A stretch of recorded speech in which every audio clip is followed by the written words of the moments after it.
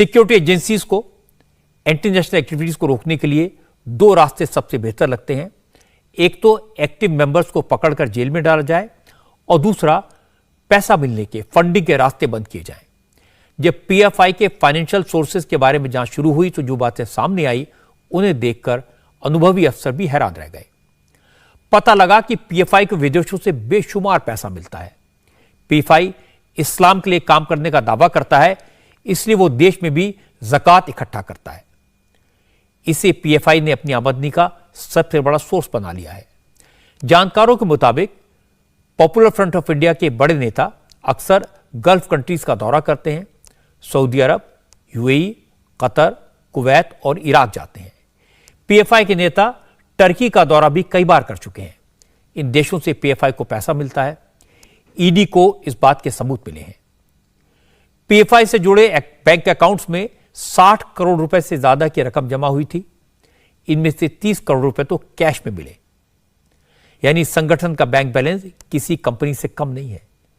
पिछले महीने ईडी ने पॉपुलर फ्रंट के 22 बैंक खाते फ्रीज कर दिए थे। पुराने पुलिस अफसर हैं जो पीएफआई को जानते हैं, वो बताते हैं कि पीएफआई के लोगों को पकड़ना, उनके खिलाफ सबूत जुटाना आसान नहीं है, क्योंकि पीएफआई के लोगों को सबसे पहले यही सिखाया जाता है कि सबूत कैसे मिटाने हैं, बिना सबूत छोड़े अपना काम कैसे करना है। जब दिल्ली दंगे हुए थे फरवरी 2020 का, जिसका इन्वेस्टिगेशन किया गया था, उसमें पीएफआई जहां जहां दंगे हुए थे वहां पे पीएफआई के फुटप्रिंट्स थे, वहां पे उनके लोग पाए गए।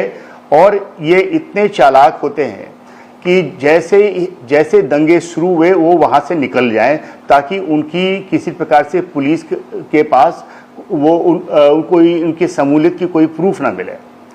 मैं आपको बताना चाहूँगा कि पीएफआई बेसिकली पहले साउथ इंडिया में ज़्यादा एक्टिव थी।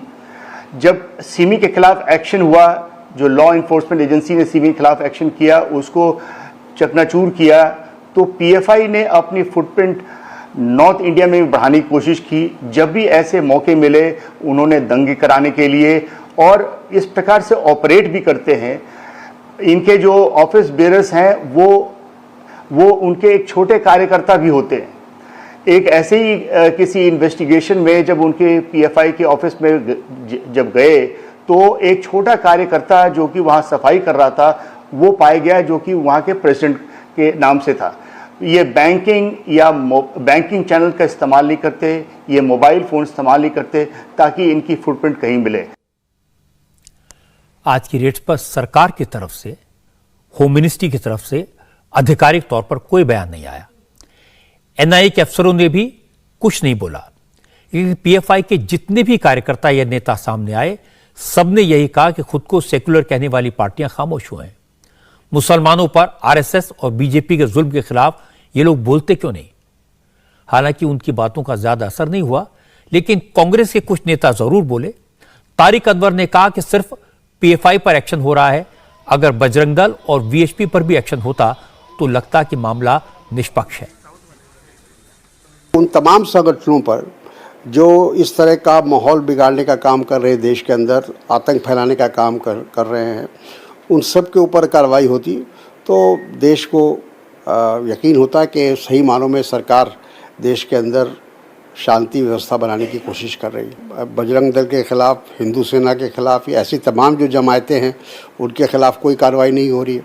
जो खुलेआम दंगे की बात कर रहे हैं, नरसंहार की बात कर रहे हैं, तो उनके ख़िलाफ़ तो कोई कार्रवाई नहीं हो रही है। और कार्रवाई एक संगठन को उसके लिए निशाना बनाया जा रहा है। तो सबूत मिले हैं तो कार्रवाई होनी चाहिए, हमें इससे कोई इतराज़ नहीं है। लेकिन साथ ही साथ उन लोगों के खिलाफ भी कार्रवाई होनी चाहिए जो खुलेआम, जिसको कहा जाता है कि लोगों के अंदर एक घृणा पैदा करने का कोशिश कर रहे हैं, समाज को तोड़ने का प्रयास कर रहे हैं, उनके खिलाफ भी कार्रवाई होती तो बेहतर होता। इस मुद्दे पर राहुल गांधी से भी सवाल पूछा गया। राहुल गांधी ने पीएफआई का नाम तो नहीं लिया, कहा कि जो भी कम्युनल लाइन पर चले, जो नफरत फैलाए, उन सबके खिलाफ बिना भेदभाव के एक्शन होना चाहिए। All forms of communalism, all forms of violence, regardless of where they come from, are the same and should be combated.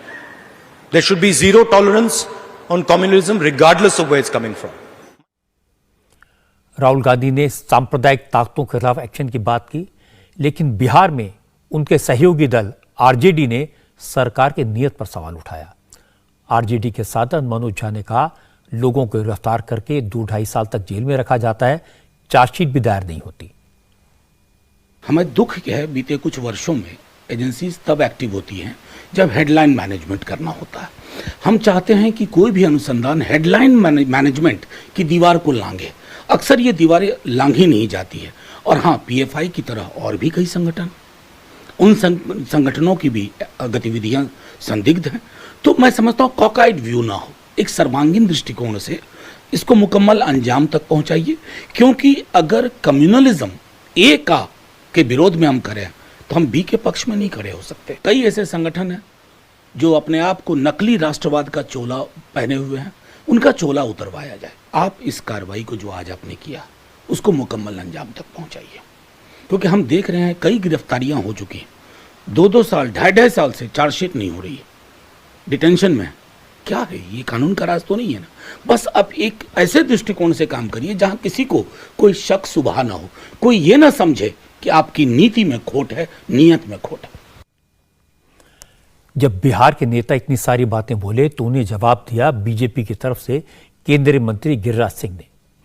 Giriraj Singh ने कहा कि पीएफआई आतंकवाद को बढ़ावा दे रहा है, भारत को इस्लामिक मुल्क बनाने की साजिश कर रहा है और मोदी विरोधी या तो खामोश हैं या पीएफआई का सपोर्ट कर रहे हैं। लेकिन अब एक्शन शुरू हो गया है, जो भी देश के खिलाफ काम करेगा कोई नहीं बचेगा। फंड इकट्ठा करता है, भारत के खिलाफ आंदोलन करता है, भारत के जनमानस को भड़काता है, तो ऐसे संस्थानों पर अगर कार्रवाई हो रही है, दुर्भाग्य है जब फुलवारी शरीफ में पीएफआई पर छापे पड़े तो जो पुलिस का वक्तव्य आया था वो निराशाजनक आया था। उसे सांस्कृतिक संगठन बताने की कोशिश की गई थी। ये नीतीश बाबू, ये लालू बाबू, लालू यादव, ये लोग, नीतीश जी तुष्टीकरण की राजनीति करते हैं। तुष्टीकरण की राजनीति में कभी लालू जी सिम्मी को, लोग कहते हैं कि सिम्मी पर जब बैन हुआ तो सिम्मी को बंद करके पीएफआई बनाया। तो ये सिम्मी को जब बंद हुआ था उसमें लालू यादव का राज था। ये बिहार खास करके स्लीपर सेल आतंकवादियों के लिए बनते जा रहा है। राजनीतिक संरक्षण है और ये संरक्षण के कारण यहां फलता फूलता है। जिन नेताओं के बयान आपने सुने, पीएफआई को लेकर जो उन्होंने कहा वो सुपरफिशियल है, उनकी अपनी राजनीति की वजह से है। वो तो पीएफआई को सिर्फ अपनी सियासत की नजरों से देख रहे हैं। लेकिन अमित शाह ने इस मामले की गंभीरता को समझा और एक सधा हुआ कैलकुलेटेड एक्शन लिया और इसे कॉन्फिडेंशियल रखा। किसी को कानो कान खबर नहीं हुई। वो जानते हैं कि पीएफआई एक हाईली पॉलिटिसाइज्ड ऑर्गेनाइजेशन है, इसके पास एक मजबूत संगठन है, नए जमाने का डिजिटल नेटवर्क है और इसके पास फंडिंग की कोई कमी नहीं है। मैं आपको पीएफआई की थोड़ी सी बैकग्राउंड बताता हूं जिससे आपको समझ में आ जाएगा कि संगठन के इरादे कितने खतरनाक हैं। जब सिमी को बैन किया गया था तो उसके ज्यादातर लोगों ने मिलकर पीएफआई बना लिया।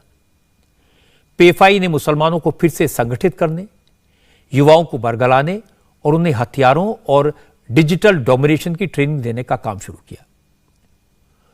पॉपुलर फ्रंट पर आरोप है कि उसने केरल में सांप्रदायिक सियासत की।